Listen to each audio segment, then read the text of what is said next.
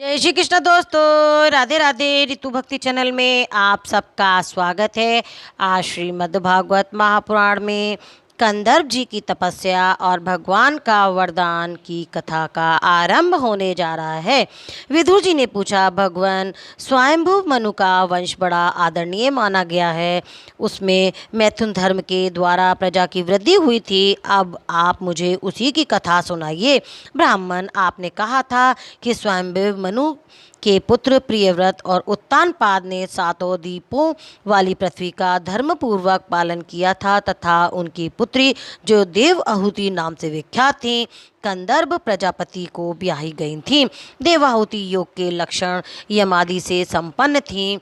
उसमें महायोगी कंदर्प जी ने कितनी संतानें उत्पन्न की, वे सब प्रसंग आप मुझे सुनाइए। मुझे उनके सुनने की बड़ी इच्छा है। इसी प्रकार भगवान रुचि और ब्रह्मा जी के पुत्र दक्ष प्रजापति ने भी मनु जी की कन्याओं का परिग्रहण करके उनसे किस प्रकार क्या क्या संतान उत्पन्न की, ये सब चरित भी मुझे सुनाइए।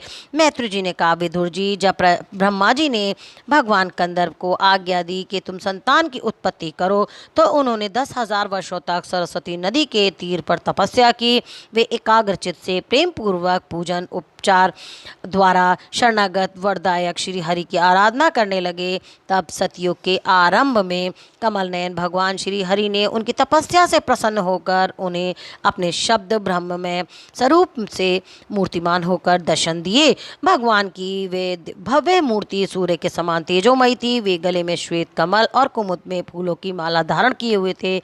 मुख कमल नीली और चिकनी अलकावली से सुशोभित थी।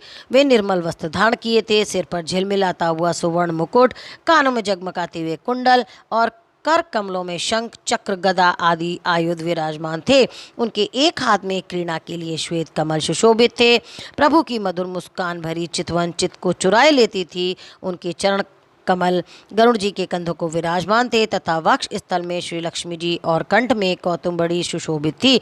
प्रभु की इस आकाश स्थित मनोहर मूर्ति का दर्शन करके कंदर्प जी को बहुत हर्ष हुआ, मानो उनकी सभी मनोकामनाएं पूर्ण हो गई हों। उन्होंने सानंद हृदय में पृथ्वी पर सिर टेककर भगवान को साष्टांग प्रणाम किया और फिर प्रेम वर्ण चित्त से हाथ जोड़कर समुद्र वाणी से उनकी स्तुति की। कंदर्प जी ने कहा, स्तुति करने योग्य परमेश्वर, आप संपूर्ण सत्व गुण के आधार हैं। योगी जन उत्तर शुभ योनियों में जन्म लेकर अंत में योगस्थ होने पर आपके दर्शनों की इच्छा करते हैं। आज आपका वही दर्शन पाकर हमें नेत्रों का फल मिल गया है। आपके चरण कमल भव सागर से पार जाने के लिए जहाज हैं।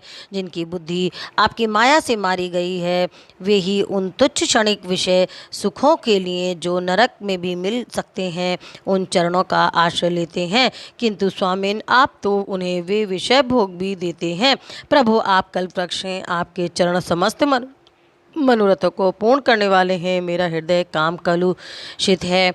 मैं भी अपने अनुरूप स्वभाव वाली गृहस्थ धर्म में पालन में सहायक शीलवती कन्या से विवाह करने के लिए आपके चरण कमलों की शरण में आया हूँ।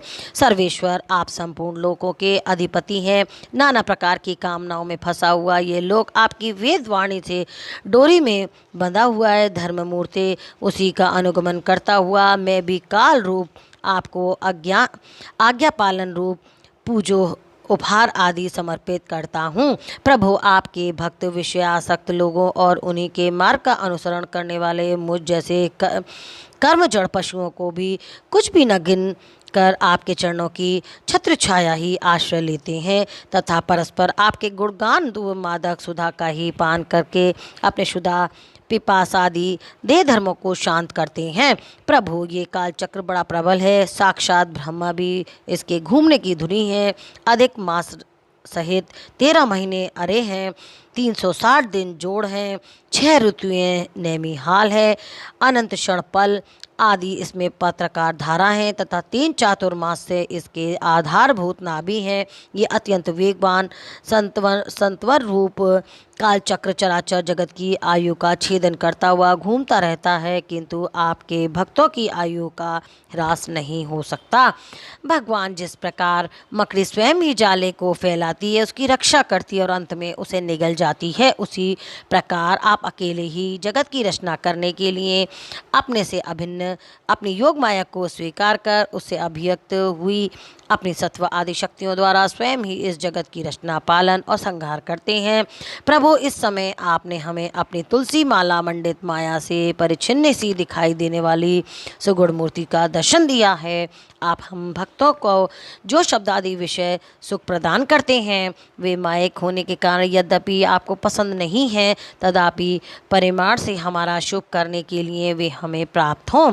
नाथ, आप स्वरूप से निष्क्रिय होने पर भी माया के द्वारा सारे संसार का व्यवहार चलाने वाले हैं तथा थोड़ी सी उपासना करने वाले भी समस्त अभिलषित वस्तुओं की वर्षा करते रहते हैं। आपके चरण कमल वंदनीय है, मैं आपको बारंबार नमस्कार करता हूँ।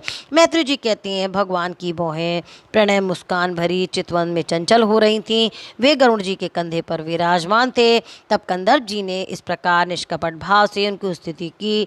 तब वे उनसे अमृतमयी वाणी से कहने लगे। श्री भगवान ने कहा, जिसके लिए तुमने आत्म संयम आदि के द्वारा मेरी आराधना की है, तुम्हारे हृदय के उस भाव को जानकर मैंने पहले से ही उसकी व्यथा कर दी है। प्रजापते, मेरी आराधना तो कभी निष्फल नहीं होती, फिर जिनका चित्त निरंतर एकांत रूप से मुझ में ही लगा रहता है, उन तुम जैसे महात्माओं के द्वारा की हुई उपासना का और भी अधिक फल होता है। प्रसिद्ध यशस्वी सम्राट स्वभाव मनु ब्रह्म मुहूर्त में रहकर 7 समुद्र वाली सारी पृथ्वी का शासन करते हैं। वे प्रवर, वे परम धर्मज्ञ धर्मात्मा महारानी शत्रुपा के साथ तुमसे मिलने के लिए परसों यहाँ आएंगे। उनकी एक रूप यौवनशील और गुणों से संपन्न श्याम लोचन कन्या इस समय विवाह की योग्य है। प्रजापति, तुम सर्वदा उसके योग्य हो, इसीलिए वे तुम्ही को वे कन्या अर्पण करेंगे। ब्राह्मण, गत अनेकों वर्षों से तुम्हारा चित्त जैसी भार्या के लिए समाहित रहा है। अब शीघ्र ही वे राजकन्या तुम्हारी वैसी ही पत्नी होकर यथेष्ट सेवा करेगी। वे तुम्हारा वीर्य अपने गर्भ में धारण करके उसमें 9 कन्याएं उत्पन्न करेगी और फिर तुम्हारी उन कन्याओं से लोक रीति के अनुसार मारीची आदि ऋषिगण पुत्र उत्पन्न होंगे। तुम भी मेरी आज्ञा की अच्छी तरह पालन करने से शुद्ध चित्त हो, फिर अपने सब कर्मों का फल मुझे अर्पण करके मुझको ही प्राप्त हो जाओगे। जीवों पर दया करते हुए तुम आत्मज्ञान प्राप्त करोगे और फिर सबको अभय दान दे अपने सहित संपूर्ण जगत को मुझ में और मुझ में अपने को स्थित देखोगे। महामुनि, मैं भी अपने अंश कला रूप से तुम्हारे वीर्य द्वारा तुम्हारी पत्नी देवाहुति के गर्भ में अवतीर्ण होकर शांग शास्त्र की रचना करूँगा। मैत्री जी कहते हैं, विदुर जी, कंदर्प ऋषि के इस प्रकार संभाषण करके इंद्रियों के अंतर्मुख होने पर प्रकट होने वाले श्री हरि सरस्वती नदी से घिरे हुए बिंदुसर तीर से अपने लोक को चले गए। भगवान के सिद्ध मार्ग यानी कि बैकुंठ मार्ग को कभी सिद्धेश्वर प्रशंसा करते हैं। वे कंदर्प जी देखते देखते अपने लोक को सिधार गए। उस समय गरुड़ जी के पक्षों से जो शाम की आधारभूता ऋचाएँ निकल रही थीं, उन्हें वे सुनते जाते थे। विदुर जी, श्री हरि के चले जाने पर भगवान कंदर्प उनके बताए हुए समय की प्रतीक्षा करते हुए बिंदु सरोवर पर ठहरे रहे।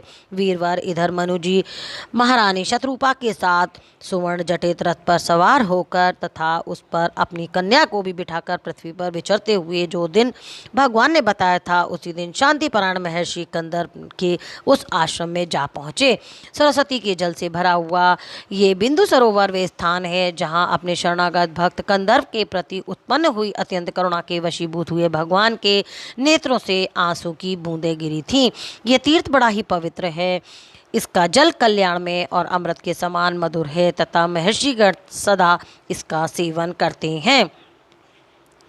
उस समय बिंदु सरोवर पवित्र वृक्ष लताओं से घिरा हुआ था, जिनसे तरह तरह की बोली बोलने वाले पवित्र मृग और पक्षी रहते थे। वे स्थान सभी ऋतुओं के फल और फूलों से संपन्न था और सुंदर वन श्रेणी भी उसकी शोभा बढ़ाती थी। वहाँ झुंड के झुंड मतवाले पक्षी चहक रहे थे, मतवाले भौरे मंडरा रहे थे। उन्मत्त मयूर अपने पिच फैला फैलाकर नट की भांति नृत्य कर रहे थे और मतवाले कोकिल कुहू कुहू करके मानो एक दूसरे को बुला रहे थे। वे आश्रम कदम, चंपक, अशोक, करंजर, वकुल, असन, मुकुंद, मंदार सभी नए नए आम के वृक्षों से अलंकृत था। वहाँ जल काग, बत्तख आदि जल से तैरने वाली पक्षी, हंस, कुकुर, जलमुर्ग, लंगूर, सिंह, वानर और कस्तूरी मृग और पशुओं से भी वे आश्रम घिरा हुआ था। आदिराज महाराज मनु ने उस उत्तम तीर्थ में कन्या के सहित पहुंचकर देखा कि मुनिवर कंदर्प अग्निहोत्र से निर्वृत्त होकर बैठे हुए हैं। बहुत दिनों तक उग्र तपस्या करने के कारण वे शरीर से बड़े ही तेजस्वी दिखाई पड़ते हैं तथा भगवान के स्नेहपूर्ण चितवन के दर्शन और उनके उच्चारण किए हुए कर्ण अमृत रूप सुमधुर वचन को सुनने से इतने दिनों तक तपस्या करने पर वे विशेष दुर्बल नहीं जान पड़ते थे। उनका शरीर लंबा था, नेत्र कमल दल के समान विशाल और मनोहर थे, सिर पर जटाएं सुशोभित थीं और कमर में चीर वस्त्र पहने थे। वे निकट से देखने पर बिना सान पर चढ़ी हुई महामूल्य मणि के समान जान पड़ते थे। महाराज स्वयंभू मनु को अपनी कुटी में आकर प्रणाम करते देख उन्होंने उन्हें आशीर्वाद दिया। यथोचित आतिथ्य की रीति से उनका स्वागत सत्कार किया।